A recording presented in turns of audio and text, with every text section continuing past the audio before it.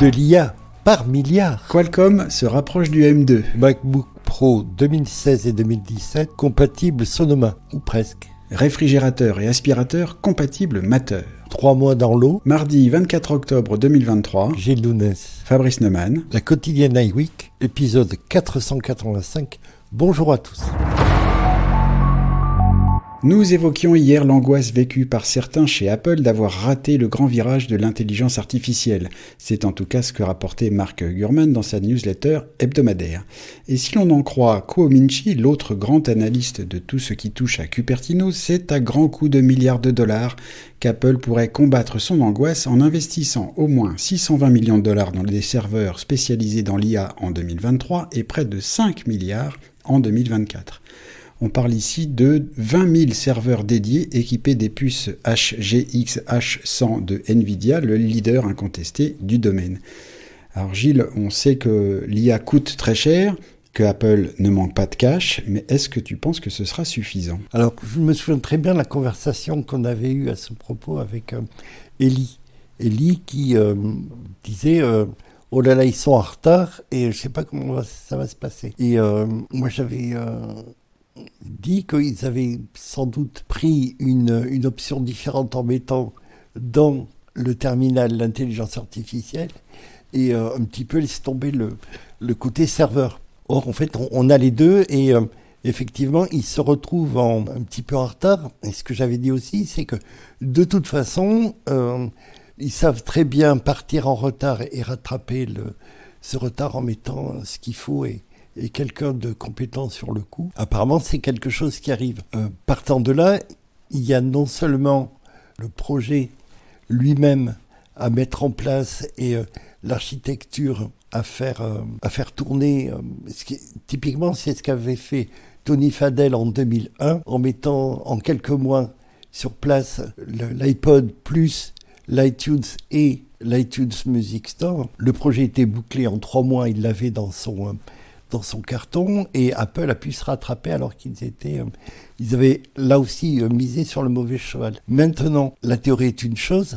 Là, ils partent en retard avec d'autres sociétés comme Meta ou Google qui travaillent là-dessus depuis un petit moment et qui sont passés avant eux chez Nvidia pour commander des cartes extrêmement spécifiques.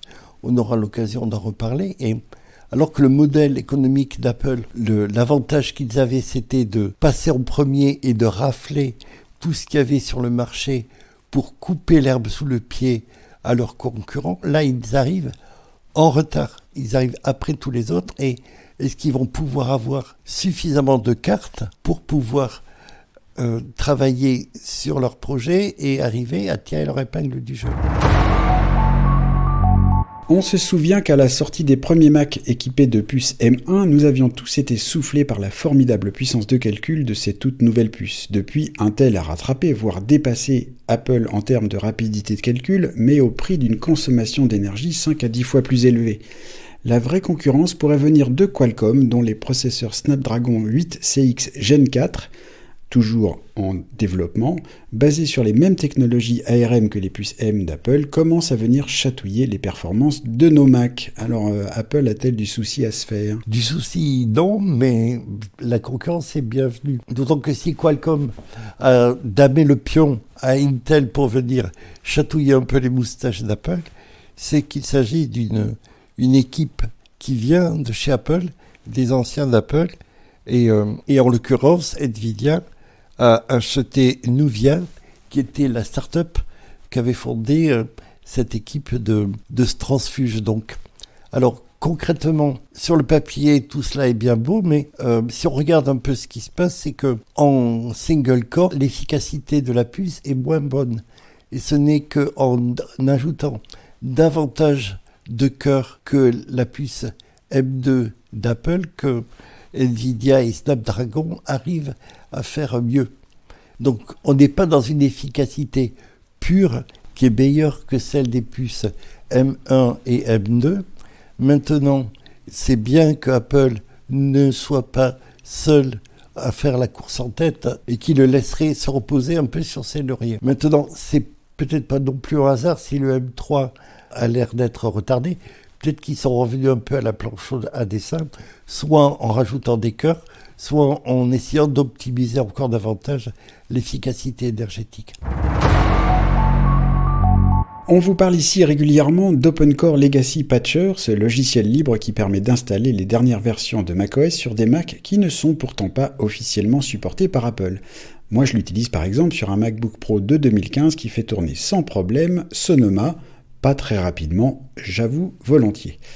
La version 1.1 d'OCLP vient de sortir et résout le problème qui empêchait d'installer Sonoma sur les MacBook Pro de 2016 et 2017. La faute à Apple, si l'on peut dire, qui avait tout simplement retiré de Sonoma la portion de code qui gère la puce T1, qui elle-même gère le lecteur d'empreintes digitales par exemple.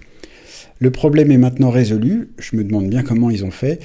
Cela dit, Gilles, avant de te demander si tu as eu l'occasion d'essayer OpenCore Legacy Patcher sur une de tes machines, je voudrais quand même prendre le temps de rappeler que cet outil n'est pas à mettre entre toutes les mains, qu'il faut faire évidemment une sauvegarde complète avant d'essayer, et si possible qu'il vaut mieux l'installer sur une machine secondaire qui ne vous manquera pas en cas de problème. Alors pour répondre concrètement à ta question, la réponse est non, justement puisque les MacBook Pro avec des Touch Bar de 2016 et 2017 viennent à peine, donc avec cette mise à jour, d'être rendus compatibles, et c'est précisément mon cas puisque ma machine principale est un MacBook Pro à Touch Bar de 2017. Donc avec, j'espère, ton support et ton soutien amical, je vais essayer de me lancer et je vous raconterai si c'est planté.